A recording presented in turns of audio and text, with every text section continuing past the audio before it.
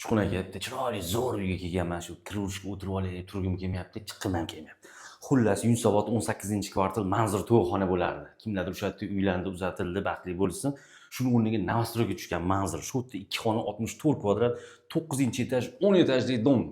Mana kiraverish, stroyniy shkaf, mana bunaqa Evroremont, mana bu oynalari, xo'p, eshiklar, mana devorlardagi rasmlarga ahamiyat beramiz. Mana sanuzilni qaranglar. Bilmayman, Xitoymi, Hindistonning kafelari.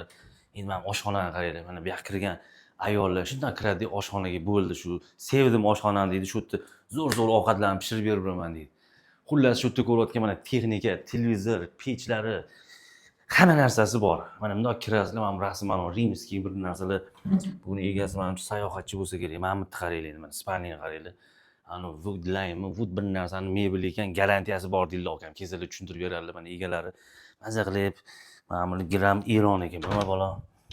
Endi mana bu zalga qaranglar mana. Katta keng zal, janu mehmonlarni kutayapman. Nozik mehmonlarni kutadigan joy bo'libdi.